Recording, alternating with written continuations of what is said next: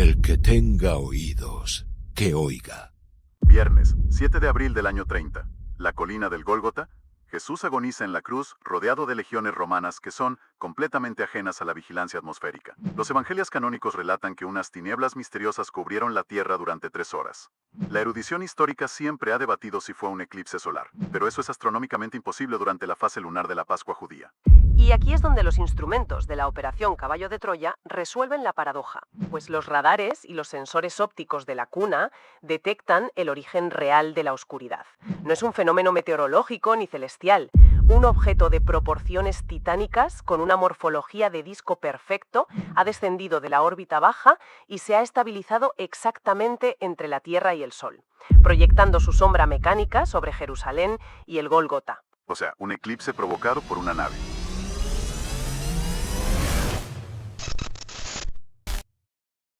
Es el evento histórico y religioso más famoso de la humanidad. La crucifixión en la colina del Gólgota. El cielo de Jerusalén se oscurece en pleno mediodía. Y, bueno, durante milenios, la historia, el arte y la tradición han dictado que este oscurecimiento fue un eclipse místico, o un milagro de luto divino, o tal vez una tormenta de arena inusual.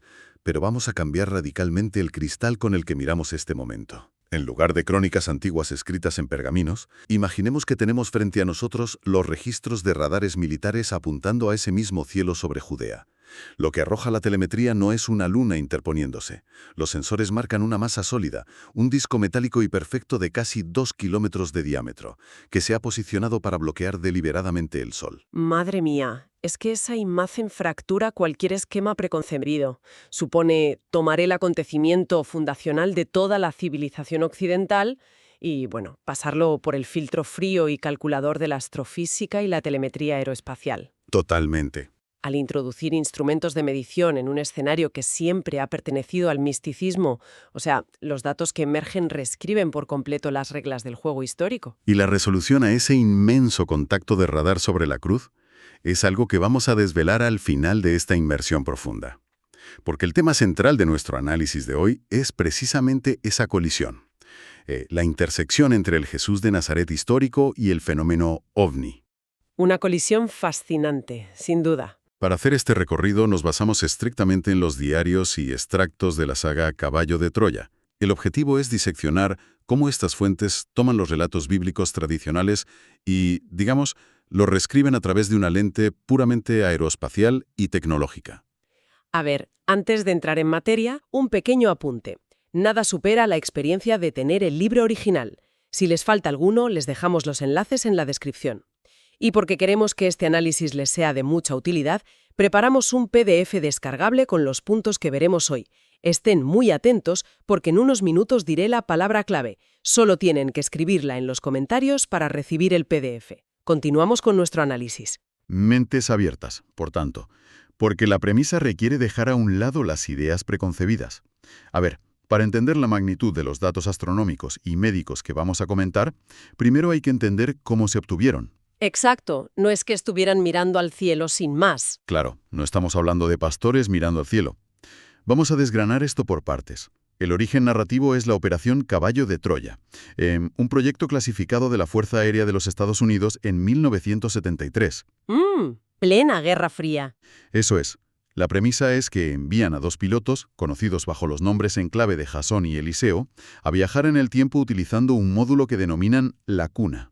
Su destino principal es el año 30 después de Cristo, con el objetivo de documentar los últimos días del Galileo. Y las lecturas que registraron comienzan a desmantelar la narrativa tradicional desde el primer evento cronológico importante, o sea, el nacimiento o la famosísima estrella de Belén. Que de estrella tenía poco, por lo que cuentan. Nada, cero. A ver, para decodificar la estrella de Belén bajo los parámetros de la Operación Caballo de Troya, el primer paso de los pilotos fue corregir la cronología histórica. Vale. Las investigaciones sobre el terreno, cruzando censos romanos y datos astronómicos, fijan la verdadera fecha de nacimiento el 21 de agosto del año 7 antes de nuestra era. No en diciembre. No, en agosto. Y los informes recogen testimonios de los lugareños que indican que las semanas previas y posteriores a ese mes de agosto fueron un auténtico caos en los cielos de Judea. Los diarios hablan de un festival luminoso, literalmente. Sí, sí. Los pastores nómadas del desierto relatan a los militares que durante varias noches observaron no una ni dos, sino miles de luces moviéndose en formaciones geométricas. Miles, imagínate el panorama. Cruzaban de sur a norte, alteraban su altitud bruscamente y emitían destellos constantes. Y liderando toda esta intensa actividad aérea, en el epicentro del fenómeno se encontraba la famosa estrella principal. La anomalía lumínica que, históricamente, siguieron a través del desierto los astrólogos babilónicos o persas, a los que conocemos como los magos. Exacto. Los radares y las reconstrucciones de los pilotos descartan de tajo todas las teorías tradicionales. No fue el paso del cometa Halley, no fue una supernova estallando. Y, desde luego, no fue una conjunción planetaria lenta entre Júpiter y Saturno. Claro, porque los planetas no se detienen para encender las luces largas, vamos. Los diarios son categóricos. Era un vehículo físico, sólido. Una nave. Un artefacto brillante que exhibía patrones de vuelo altamente inteligentes. Y volaba de día. Ese detalle es clave, sí. Los informes dicen que la nave realizaba vuelos de reconocimiento a baja altitud a plena luz del sol. Y por la noche, en lugar de ocultarse tras el horizonte como haría un astro normal, la estrella frenaba, se quedaba suspendida en modo estacionario y encendía unos potentes reflectores que iluminaban el campamento de los viajeros de Oriente. Y cito textual, como si fuera pleno mediodía. Es que la conclusión es abrumadora. La mítica caravana de los Reyes Magos fue, esencialmente, la primera persecución documentada de un ovni que les estaba balizando el terreno a través del desierto. Rompe todo lo que sabíamos. Y la confirmación definitiva de la naturaleza artificial del objeto queda registrada cuando llegan finalmente a la aldea de Belén. El comportamiento de la estrella en ese punto es insólito para la astronomía, pero completamente lógico para la aeronáutica. A ver, ¿qué hizo exactamente? Pues el vehículo luminoso redujo su velocidad hasta detenerse por completo, descendió hasta una altura muy baja y se quedó flotando estático, emitiendo un intenso haz de luz vertical dirigido milimétricamente sobre una única casa, ¡Madre mía! el lugar exacto donde se encontraba la familia. Lo cual hace saltar por los aires toda la iconografía de los belenes y las postales navideñas que conocemos. En lugar de un tierno cometa con cola de purpurina, tenemos una nave espacial emitiendo un rayo tractor o un haz de posicionamiento sobre el objetivo terrestre. Es un cambio de imagen radical. Y para la población local, carente de conceptos como aerodinámica o propulsión, describir esto era un reto lingüístico monumental. Utilizaban los términos más avanzados de su época. Hacían lo que podían con su vocabulario. Exacto. Hablaban de Merkabah, que literalmente significa carros volantes, o de Raz, que se traduce como misterios. Y fíjate que la actividad no era exclusivamente nocturna. Hay un registro en la ciudad de Sidón, en el año 28 después de Cristo, que es verdaderamente desconcertante. El incidente a plena luz del día, ¿verdad? Sí, a pleno mediodía, bajo un cielo despejado, aparece una estructura inmensa y luminosa con forma de espada. Y permanece completamente inmóvil en el aire desde el mediodía hasta el atardecer. Madre mía, imagínate la escena. Tela. Miles de personas contemplan un objeto de proporciones titánicas suspendido sin emitir un solo sonido. Entonces, claro, si tantas personas vieron escuadrones enteros realizando acrobacias o estructuras gigantes a plena luz del día, surge una duda inevitable. A ver, ¿cuál? Pues, ¿por qué los evangelios condensaron toda esta actividad militar o extraterrestre en el concepto de una sola estrella? ¿Hubo, no sé, una censura institucional posterior para encajarlo en el dogma? A ver, más que una censura deliberada, estamos ante un mecanismo básico de la neurociencia y la evolución del lenguaje. O sea, la mente humana antigua no poseía los bloques de construcción conceptuales para procesar una nave nodriza metálica o formaciones de vuelo táctico. Claro, les explotaba la cabeza, literalmente. Totalmente. Cuando el cerebro experimenta una ruptura total de su realidad, su mecanismo de defensa es recurrir a la analogía. Una luz tubular e inmóvil se codifica como una espada de luz. Un objeto con un sistema de propulsión visible se convierte en un carro de fuego. Tiene mucho sentido. ¿Lo simplifican? Claro. Toda la abrumadora flota coordinada sobre los cielos de Belén se simplifica y purifica narrativamente a través de la transmisión oral, hasta convertirse en un faro divino, una estrella que guía. La historia oral adapta la anomalía tecnológica para que encaje en el molde de la teología que ellos pueden comprender. Pues sí. Pero claro, si estas luces solo hubieran funcionado como faros distantes, el caso sería puramente astronómico. Cuando nos trasladamos al Monte Hermón y posteriormente a Nazaret, la escolta deja a un lado todo ese teatro místico y nos muestra su cara puramente táctica. Pasamos de los profetas en el desierto al despliegue puro y duro de sondas electromagnéticas. Es que el contraste es evidente, sí. En agosto del año 25, en pleno Monte Hermón, la expedición documenta la aparición de lo que solo pueden llegar a describir como una segunda luna. ¡Wow! Un objeto colosal que aparece de la nada, realiza un vuelo horizontal sin dejar la más mínima estela de condensación en el cielo, y ejecuta un vuelo estacionario milimétrico justo sobre el pico más alto de la cordillera. Y los diarios mencionan que este objeto parece comportarse casi como un organismo vivo, ¿no? Sí, pulsa. Pulsa, cambia de ese blanco mate al rojo cereza y luego realiza una maniobra de espionaje de manual. Ujú. Proyecta un cono de luz inmenso y sólido hacia abajo y se pone a barrer sistemáticamente los espesos bosques del Hermón, como si fuera un faro buscando un objetivo concreto en mitad de la oscuridad. Actúan exactamente igual que un portaaviones militar contemporáneo. Tal cual. Llega a una zona de conflicto y despliega enjambres de drones de vigilancia interconectados para mapear la zona. Eso es. Y esta misma operatividad tan fría se repite años más tarde, en el año 29, sobre los propios cielos de Nazaret. A plena luz del atardecer aparece una nave con forma de triángulo equilátero gigantesco, de entre 200 y 300 metros de lado. Inmenso. Se queda totalmente inmóvil a solo 300 metros de altura sobre el pueblo. Y emite un sonido muy peculiar, ¿verdad? Sí, un zumbido levísimo. Los diarios lo describen como el sonido de miles de abejas trabajando a la vez en una colmena. Ujú. Y esto sugiere a nivel técnico un sistema de micropropulsión acústica o tal vez resonancia magnética para mantener semejante sustentación masiva sin tener que usar motores de combustión tradicionales. Ya, claro. Y de los vértices de ese inmenso triángulo oscuro salen disparadas 6 o 7 luces rojas y azules velocísimas escudriñando todo el perímetro. Pues tengo que confesar que esta imagen específica destroza, pero aniquila por completo la iconografía clásica que hemos heredado de la historia del arte. Desde luego. O sea, adiós para siempre a esos lienzos del Renacimiento llenos de angelitos regordetes y rubios que tocan el arpa sentaditos en nubes de algodón. ¿Se acabó? Totalmente. La realidad que proponen estos diarios es que los ángeles son, en realidad, drones de reconocimiento táctico que salen del fuselaje de un acorazado triangular de 300 metros de eslora. Ni plumas, ni arpas, sino aleaciones metálicas avanzadísimas y telemetría de precisión.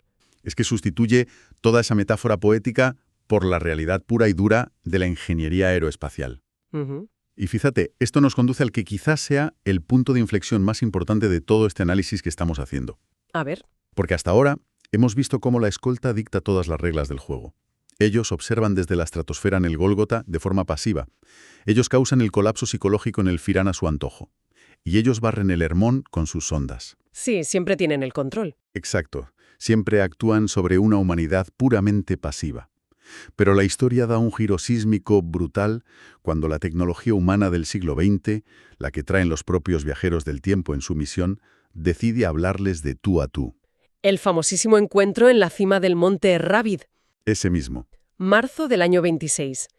Imaginemos la tensión extrema de la escena. El mayor está en la montaña, absolutamente harto de tanto misterio, de fogonazos violetas esquivos que no llevan a nada, y luces que aparecen y desaparecen. Normal, la frustración era enorme. Y de repente divisa un objeto triangular rojo haciendo un vuelo estacionario a 1,5 kilómetros de distancia de su posición.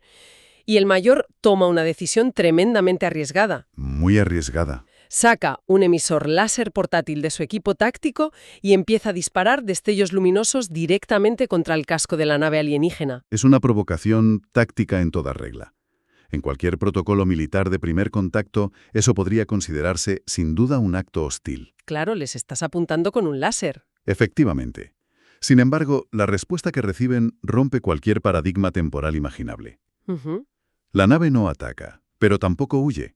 Responde a los destellos de láser del mayor Jasón, y lo hace emitiendo ráfagas de luz estructuradas utilizando ni más ni menos que el código Morse. Es fortísimo. Transmiten un mensaje asombrosamente claro y coloquial en perfecto inglés que dice: somos más que amigos. Somos más que amigos. Vale, espera un momento. Hay que detenerse aquí, porque esto me plantea una paradoja gigantesca, casi cómica, diría yo.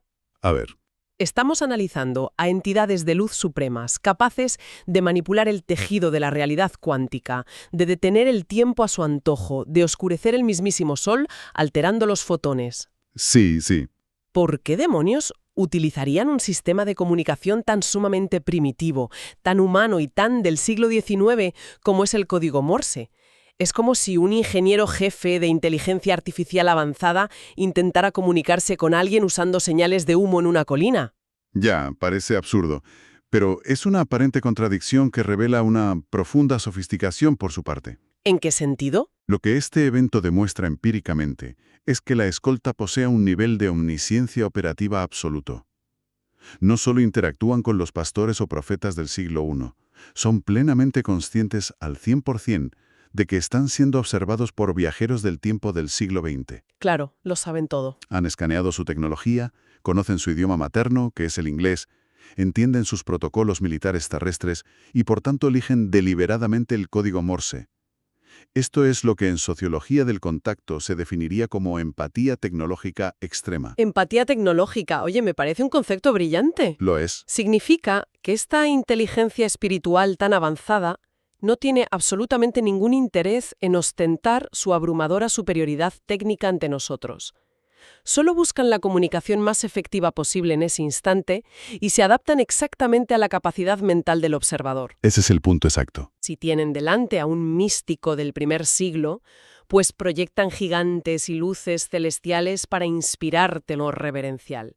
Pero si al otro lado hay un piloto de la Fuerza Aérea de los Estados Unidos apuntándoles con un láser, bajan su propia complejidad hasta un formato de rayas y puntos que el cerebro de un militar moderno pueda procesar al instante. Exactamente. Reducen su incomprensible complejidad física a la medida exacta de la mente que tienen enfrente. Garantizan de esta forma que el mensaje, el de «somos más que amigos», se reciba sin ninguna ambigüedad, asegurando a los viajeros temporales que su presencia anacrónica en el siglo I es no solo tolerada, sino monitorizada de forma amistosa. Por cierto, si les interesa tener el material descargable con los puntos que estamos tratando, usen la palabra clave que ven ahora mismo en pantalla. Escríbanla abajo y si aún no están suscritos, denle al botón para seguir toda la saga. Continuamos con el podcast. Y luego está el rastro físico dejado en Zafón, en agosto de ese mismo año. Una estructura esférica, descrita como una luna roja, aterriza cerca del campamento. Al amanecer ya ha desaparecido, pero en el punto de contacto deja una huella de 30 metros de diámetro. Una huella térmica importantísima. Tela. La tierra está calcinada y las rocas vitrificadas brillan en tonos blancos y naranjas debido a las altísimas temperaturas residuales. Y en el centro exacto de esa marca radiactiva, el fenómeno deja un cesto de frutas. Un obsequio que, digamos, podría interpretarse como una ofrenda típica de las deidades antiguas, si no fuera por el análisis botánico que realizan los viajeros del tiempo. Justamente, estaba revisando los apuntes del inventario de Jasón sobre ese cesto. Menciona uvas, granadas y... A ver, un momento. El registro enumera uchuvas y papayas. Papayas, sí, tal cual. Pero a ver, frena un momento. ¿Papayas en la Judea del año 29? Las papayas son endémicas de la América tropical. Hay un error espaciotemporal masivo aquí. Estamos hablando de una evidencia botánica sólida proveniente de un continente que la civilización occidental no iba a registrar hasta 15 siglos después. Suena a error de guión, ¿verdad? Claro. O sea, ¿qué sentido tiene que un fenómeno supuestamente celestial entregue frutas del Amazonas a unos pescadores galileos? Esto destroza toda la teoría del viaje espacial lineal. Pues ese detalle botánico aparentemente absurdo es, en realidad, la clave para decodificar la naturaleza de estas inteligencias. Las papayas no son un error de cálculo, ¿eh? Son una declaración de intenciones. Una demostración de poder. Totalmente. Demuestran empíricamente que estas entidades operan completamente al margen del espacio tridimensional y del tiempo lineal. Para estos tripulantes, que los diarios sugieren son seres interdimensionales o administradores cósmicos, el concepto de distancia simplemente no existe. O sea, les da igual cruzar la calle que cruzar el océano. Exacto. Cruzar el océano Atlántico en el siglo I o cruzar dimensiones les supone el mismo esfuerzo que dar un paso. La entrega de frutas americanas frescas es una prueba física, medible, de que tienen la capacidad de plegar el espacio-tiempo a su antojo. Y esto nos lleva a noviembre del año 25, en la garganta del Firán. Ese evento. Jasón el militar está observando el cielo nocturno y ve 7 luces blancas perfectas, camuflándose sobre la constelación de Orión. De pronto, forman una cruz latina milimétrica. Y luego 3 de esas luces rompen la formación, caen en picado hacia el cañón donde él está, se funden en el aire y se convierten en una esfera blanca radiante gigante, de casi 2 kilómetros. Ujú. Y de esa esfera inmensa sale una niebla amarilla pulsante, casi viva. Que actúa como un medio de entrega para algo físico. Y aquí, a ver, necesito hacer de abogado del diablo. Adelante. Porque de esa niebla caen cientos de piezas materiales, como letras y números, hechos de un material parecido al cristal. Caen sobre el mayor como si alguien volcara la caja de un juego de mesa gigante, y forman mensajes en hebreo y arameo, cosas tipo Omega 141, Destino 101, Muerte en Nazaret 329. Sí, Y además, ese cristal está tan caliente que le deja quemaduras leves en la piel. ¿Me estás diciendo que unos seres súper avanzados, que dominan el viaje interdimensional y doblan el espacio-tiempo, se comunican tirando letras físicas que te queman los brazos? ya. Suena raro. Si quien nos escucha está pensando que esto suena absurdo o un truco de magia barato, confieso que yo pensé exactamente lo mismo. O sea, si viajas por el cosmos, ¿por qué algo tan físico y burdo? Es una reacción lógica, y el propio Jasón se lo plantea. Pero si conectamos esto con el panorama general, tiene todo el sentido táctico. Ah, ¿sí? Claro, analízalo desde la perspectiva psicológica de una tecnología avanzada intentando comunicarse con un observador escéptico. Si te envían un mensaje telepático o una visión, la mente racional de un piloto militar del siglo XX lo va a descartar como una alucinación por fatiga o deshidratación en el desierto. El famoso me ha sentado mal la cena. Exacto, pero no puedes alucinar una quemadura de 2º grado en el antebrazo, no puedes alucinar un trozo de cristal sólido y anómalo que luego guardas en el bolsillo de tu mono de vuelo. La caída física de esos objetos es la creación de un hiperobjeto, una prueba material, táctil e innegable. Claro, diseñada para el paradigma empírico del piloto. Totalmente. Es una forma de decirle a la inteligencia militar estadounidense: te vemos, sabemos de dónde vienes, conocemos tus parámetros de misión y tenemos cartografiado el futuro. Y aquí tienes la prueba física. Ostras, o sea, se rebajan a usar letras y dolor físico porque es el único idioma empírico que un soldado no puede negar. Así es. Visto así, tiene todo el sentido del mundo. A ver, todas estas manifestaciones, los triángulos masivos, las alteraciones radiológicas, los objetos fuera de su tiempo y lugar, ¿cumplen una función escalonada? Van preparando algo. Exacto. Están preparando el terreno y marcando la presencia de una maquinaria operativa inmensa, una que se está posicionando para intervenir en el evento crítico que mencionamos al comienzo de esta inmersión profunda.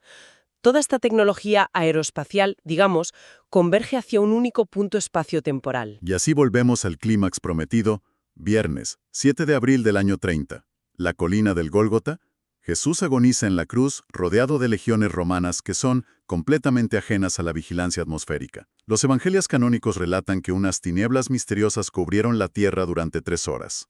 Y claro, la ciencia ha intentado explicarlo 1000 veces. Sí, la erudición histórica siempre ha debatido si fue un eclipse solar, pero eso es astronómicamente imposible durante la fase lunar de la Pascua judía. Imposible, sí.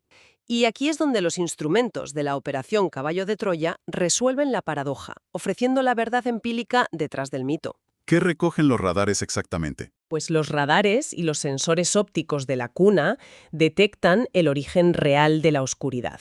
No es un fenómeno meteorológico ni celestial, un objeto de proporciones titánicas con una morfología de disco perfecto ha descendido de la órbita baja y se ha estabilizado exactamente entre la Tierra y el Sol, proyectando su sombra mecánica sobre Jerusalén y el Gólgota. O sea, un eclipse provocado por una nave. Y la frialdad de los datos militares choca brutalmente con el drama humano que ocurre en el suelo, porque el ordenador de a bordo calcula el diámetro de la estructura con una precisión que da miedo, 1757,9096 metros. Casi 2 kilómetros de nave. Un disco metálico inmenso flotando en silencio. Y entonces, los sensores biométricos apuntados a la cruz registran la sincronización absoluta. A las 14 horas, 57 minutos y 30 segundos, el corazón del Galileo emite su último latido y se detiene definitivamente. El momento exacto de la muerte. Eso es. Y en ese preciso instante fraccionario, casi como si estuvieran conectados por la misma red neuronal, la inmensa nave interrumpe su vuelo estacionario, comienza a desplazarse lentamente y permite que la luz solar vuelva a bañar la Tierra. Es que el despliegue tecnológico de esta inteligencia no se limitó a la atmósfera. Simultáneamente al fallecimiento, los sensores sismológicos del módulo temporal detectan un evento masivo subterráneo. Claro, el famoso terremoto que mencionan las escrituras. Exacto. Los textos sagrados mencionan un terremoto coincidiendo con la muerte. Sin embargo, los sismógrafos analizan las ondas y determinan que la firma gráfica no corresponde en absoluto a un movimiento tectónico natural provocado por el deslizamiento de fallas. A ver, ¿a qué corresponden entonces esas ondas, si no es un terremoto normal? Pues los patrones registrados, caracterizados por una onda de choque esférica y repentina, sin las ondas secundarias de arrastre típicas, son inconfundibles en la telemetría militar de la Guerra Fría. ¿No me digas? Sí, corresponden a la firma sísmica de una detonación nuclear subterránea. La energía liberada por estas inteligencias, tal vez producto de la apertura o cierre de portales interdimensionales tras la muerte de Jesús, dejó la misma cicatriz geológica que un ensayo atómico. Madre mía. Poner todos estos datos sobre la mesa obliga a recomponer el puzzle histórico desde cero. O sea, si vinculamos un disco metálico de casi 2 kilómetros, sincronizado al milisegundo con el último latido cardíaco de un hombre, y le sumamos una firma sísmica de grada nuclear, pues la crucifixión pierde su carácter de tragedia local. Cambia por completo de escala. Deja de ser un simple ajusticiamiento de la periferia romana. Se revela como una operación cósmica a gran escala, monitorizada y asistida por entidades que manejan energías incalculables.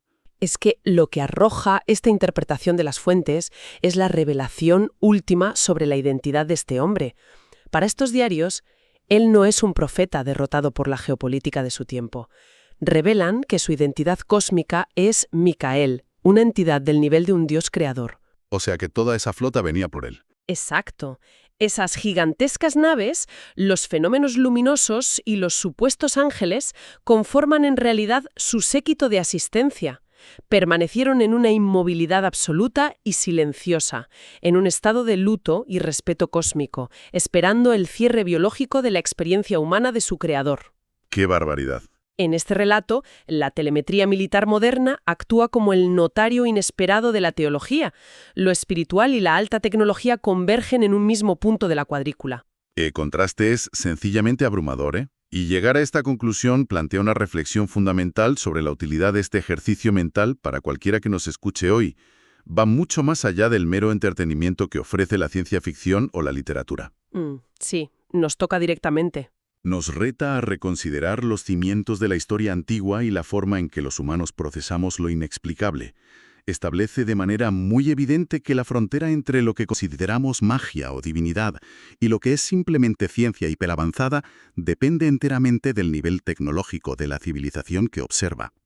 Totalmente. Un dispositivo de resonancia magnética habría provocado ejecuciones por brujería en el Renacimiento. De la misma forma, un emisor de microondas médicas capaz de soldar un hueso es catalogado como un milagro divino por un agricultor del siglo I. A ver, el desafío intelectual reside en asumir que nuestra especie, a lo largo de los milenios, pudo haber carecido del marco conceptual necesario para identificar intervenciones tecnológicas directas. Y el cerebro lo rellenó con lo que pudo. Eso es.